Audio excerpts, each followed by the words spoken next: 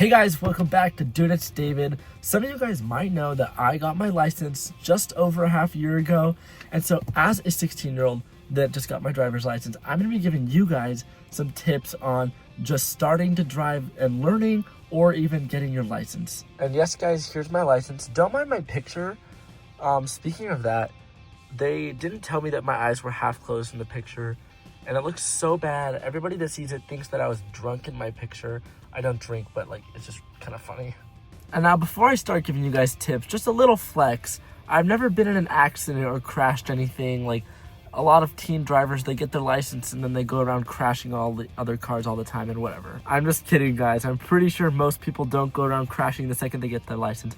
And maybe some do because a lot of teens, aren't great drivers, but not me. I'm an absolutely incredible driver. I'm basically a NASCAR driver, just in a Volkswagen. I want to start off with getting your license, and that includes the test for getting your permit and whatever in general. And the first thing that I'm going to say is definitely do more than what your learning driver's course, whatever you want to call it, teaches you. I did an online one, and it taught me a lot. I would go to YouTube and search up the top 50 most failed DMV permit tests. And then, search, I'm in California, so I'd search up California DMV permit test or whatever, you know what I mean? And definitely do that and watch a ton of those and then make a list. I made a list on paper of all the questions that I wasn't very sure of, and then I would research them all and whatever.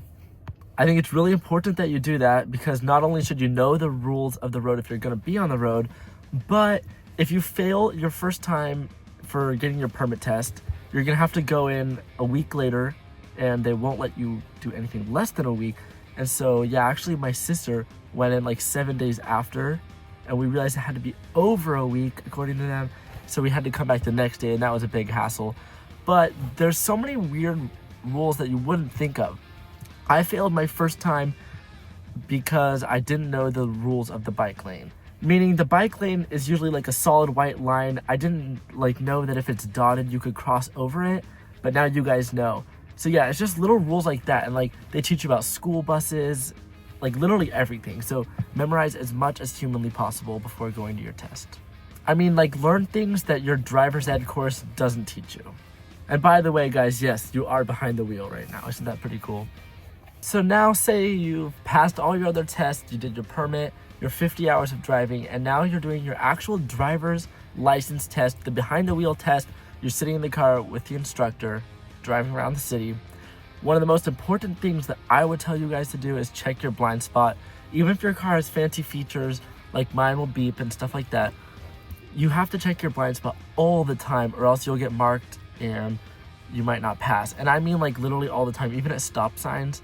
When you know there's nobody back there, you just have to keep turning all the time.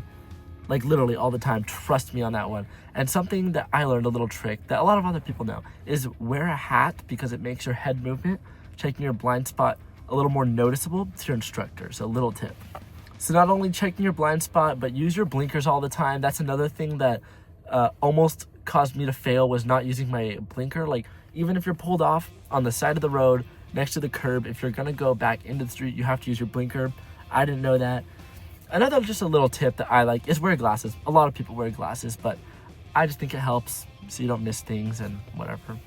There's a couple things while taking your behind the wheel test for your license that are an automatic fail. I'm honestly not sure what they are, but I would recommend do not speed at all because I'm pretty sure that's well, everybody knows it's illegal, but it's a really big no-no for your test. So I stayed 1 mile per hour under the speed limit almost the entire time.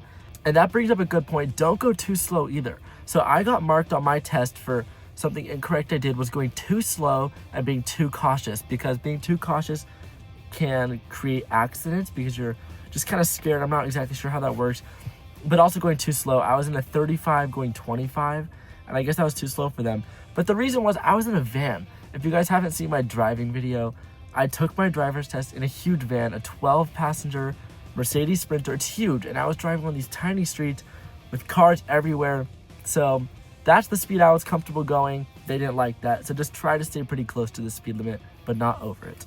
Another thing a lot of people do all the time, and something that driving instructors look for in your test, is hitting the little bumps on the side of the road that make a loud sound, and I'm going to show you what that sounds like right now. I really hope my phone stays where I put it because this is a really good angle. But like I said, I'm going to show you guys that little sound right now. I'm pretty sure you guys know what I'm talking about, but you just want to be really careful of it on your driving test because it's really easy to hit them and they hear it and they mark it down. And of course, check both ways and use your blinker at the stop sign. I'm doing all those things right now. Here's the sound of me driving in the center of the road. Here's me driving on the bumps.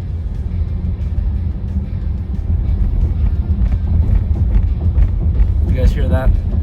A lot of people do that on accident on turns and stuff like that. It's really easy to accidentally do. But now you guys know, be really careful not to do that. Go a little slower if you have to. Do not hit them. Well, I was gonna say, now I have my phone set up very carefully. I really hope it stays. If I'm very careful, it'll stay. Oh man, well, there it goes. That's okay. Now this is an example of how not to drive, especially on your test.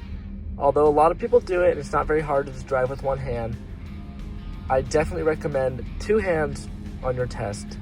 And also holding it the correct position, which is, what's it called? 9 and 3. Yeah. So that would be like right here. You want to hold here at all times. There should be like a little bump on your steering wheel. It's more comfortable to like hold it down here, but don't get used to that during your test or before it or whatever. Now this is an example of how the DMV wants you to stop and how you should stop behind the yellow line all the way to 0 and then check both ways, then you can go.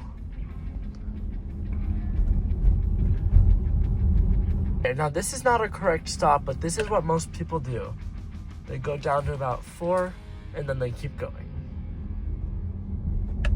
Definitely do not do that in your driving test. Another big one is not getting distracted on your driving test. That's also a big no-no, red flag, whatever you call it. If you're looking at your phone or really anything else for your driver's license test, I would 100% turn your phone on like do not disturb, airplane mode, whatever you have to do. But yeah, don't mess around with buttons too much. Just try to stay focused on the road. If you do have to do something with the buttons that takes more than a quick glance, then I would just pull over. It's sunny in my face. Now is when I actually need those glasses that I showed you guys earlier. Another really important thing, at least in California, pedestrians have the right of way. So yeah, be careful with that on your test. And a lot of this stuff your driving teacher will teach you, but I'm here in case they didn't teach you. Every time you come across like an opening where there could be cars merging from the left to right, always just take a quick scan. Or even if it's just with your eyes, I would always scan around. That's something they look for in the test, so. And it's also just for your safety and others too. And also, whatever you do, don't make the same mistake as me and start doing donuts in the middle of your driving test. I'm kidding, guys. I did not do donuts in my driving test. But I did try to honk at some golfers, and I still passed because, yeah, there was a guy going back for a swing, and I thought it would be the perfect opportunity to honk. And at some point in your test, they're going to tell you to pull over and reverse. Even if you have a backup camera like I do, just like that, they're still going to expect you to do the old-fashioned way by putting your hand on the seat next to you, one hand on the wheel, and looking behind you like that to reverse.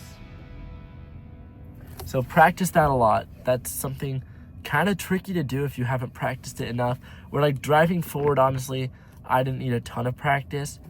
But yeah, like I said, reversing is a bit trickier. So practice that. And honestly, any of these tips can be applied to people learning to drive as well, not just for getting your license. Okay, and now this is a big one that is actually not related to actually sitting in the driver's seat of the car, but bring every document known to man to the DMV every time, because they're gonna ask for the most unexpected thing.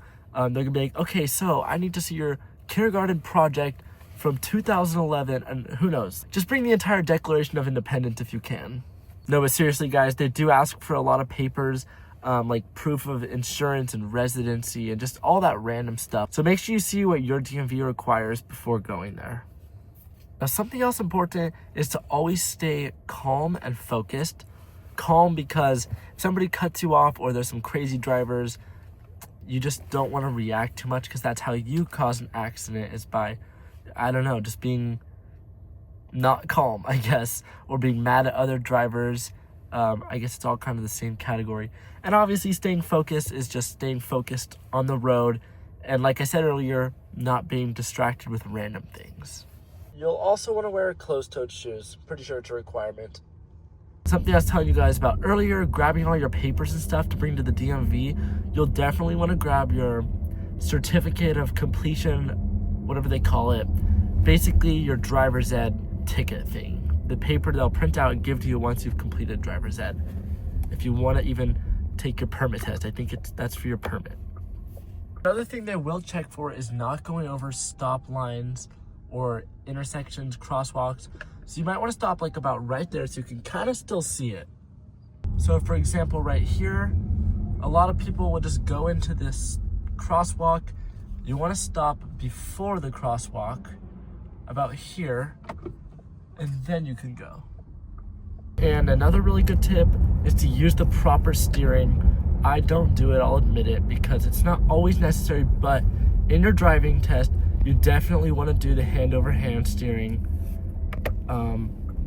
for when you're driving, which is like something like, I think it's like left, right. I honestly